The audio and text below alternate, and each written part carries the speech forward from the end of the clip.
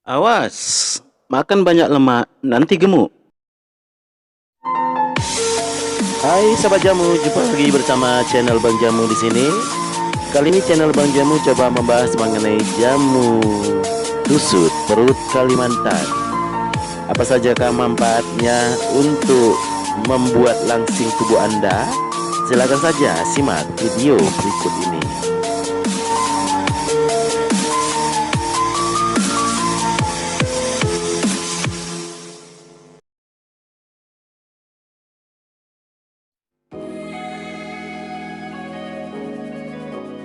Pernyataan-pernyataan tersebut mungkin sering kali Anda dengar dan akhirnya Anda membatasi makanan sumber lemak. Padahal, apakah Anda tahu bahwa lemak sebenarnya tidak jahat seperti yang Anda pikirkan? Tidak semua lemak jahat tergantung dengan jenis dan jumlah yang dimakan. Namun, apakah benar hanya makanan berlemak yang membuat gemuk? Bagaimana dengan makanan yang mengandung karbohidrat dan protein? Apakah banyak mengkonsumsi makanan tersebut membuat Anda terbebas dari kegemukan dan lemak yang menumpuk?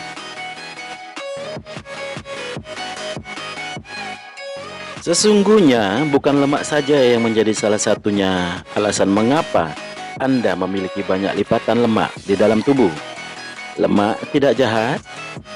Lemak sama dengan zat gizi makro lainnya juga dibutuhkan dalam tubuh. Sebenarnya lemak dibutuhkan rata-rata 20 hingga 25% dari total kalori yang dimakan. Dalam satu hari, bahkan masih banyak lebih besar kebutuhan akan lemak dibandingkan dengan protein yang hanya 10 hingga 20% dari total kalori. Lalu apa yang membuat lemak menjadi tersangka utama dari kegemukan? Lemak di dalam tubuh adalah lemak dalam bentuk trigliserida, yaitu hasil dari metabolisme lemak dari berbagai makanan. Tidak hanya sumber makanan berlemak saja, namun sumber makanan protein dan karbohidrat juga bisa membentuk trigliserida. Makanan yang mengandung lemak jelas akan metabolisme oleh tubuh menjadi asam lemak. Ketika asam lemak sudah terakumulasi terlalu banyak, maka tubuh akan menyimpannya menjadi trigliserida atau lemak dalam tubuh. Lalu bagaimana dengan karbohidrat dan protein? Semua makanan yang Anda makan berlebihan ternyata bisa menyebabkan penambahan lipatan-lipatan lemak di dalam tubuh. Sehingga jangan hanya menghindar dan membatasi makanan berlemak saja.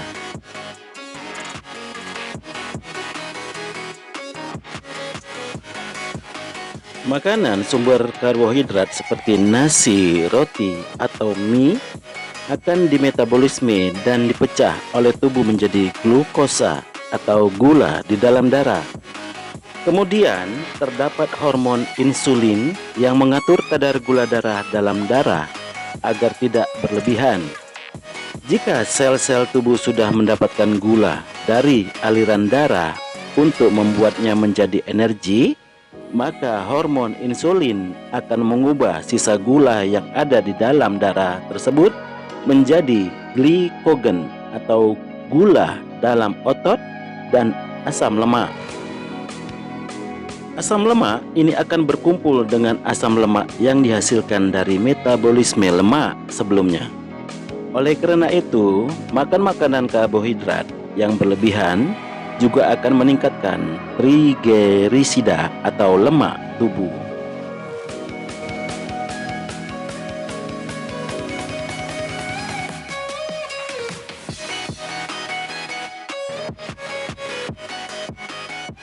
Di dalam tubuh, protein mempunyai fungsi utama untuk membentuk jaringan serta menambah massa otot.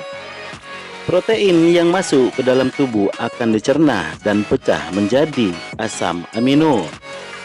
Asam amino tersebutlah yang membantu tubuh untuk menjalankan fungsinya dengan normal. Namun, ketika protein yang Anda makan terlalu banyak dan tidak ada hal-hal yang membuatnya berguna, seperti membangun otot tubuh saat melakukan olahraga dan aktivitas fisik, maka protein juga akan disimpan. Protein yang berlebihan bisa berubah menjadi gula atau glukosa dalam darah dan akan bersatu dengan glukosa yang dihasilkan dari pemecahan karbohidrat. Sehingga glukosa di dalam darah akan semakin tinggi. Dengan begitu, hormon insulin akan mengubah glukosa tersebut menjadi asam lemak. Dan lagi, asam lemak semakin banyak. Tidak hanya asam lemak yang berasal dari pemecahan lemak dan karbohidrat, tetapi juga protein.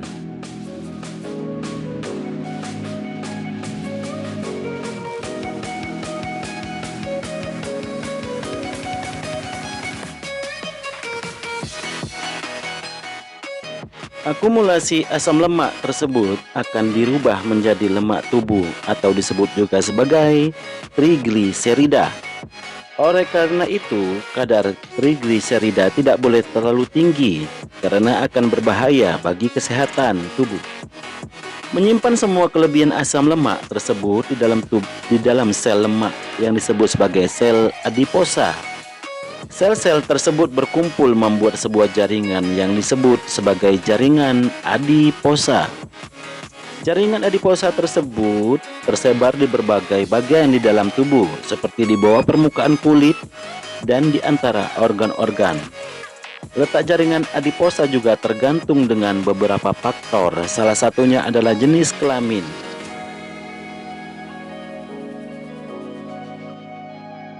Pada laki-laki cenderung memiliki jaringan adiposa di bagian perut dan pinggang.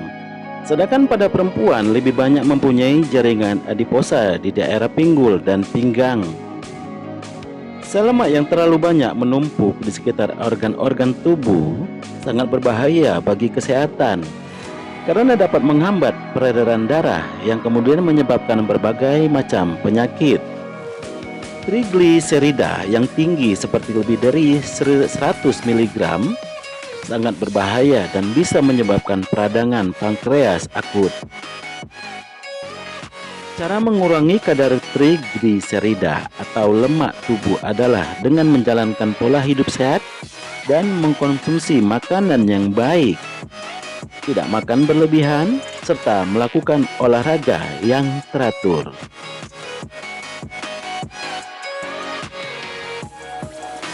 Untuk mengurangi lemak dalam tubuh, Anda tidak perlu khawatir karena sekarang sudah ada jamu susut perut Kalimantan.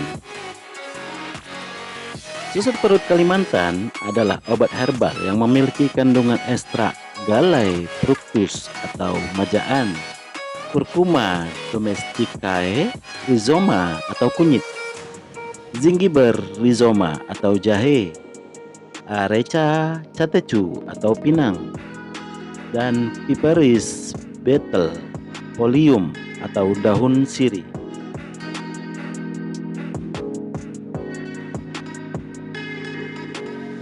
Susut perut Kalimantan plus sirih secara tradisional dapat membantu mengurangi lemak tubuh dan membantu mengurangi lendir yang berlebihan pada area kewanitaan.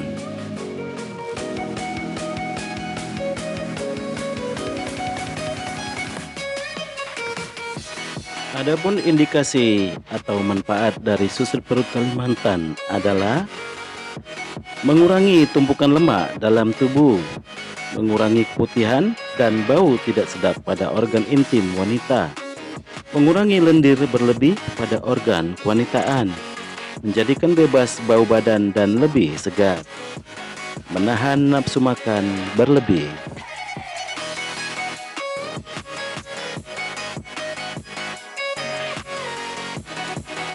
Demikian tadi fungsi dan kegunaan susut perut Kalimantan untuk mengurangi lemak dalam tubuh. Sekarang tergantung pilihan Anda untuk mengkonsumsi yang terbaik untuk penyusutan lemak dalam tubuh Anda.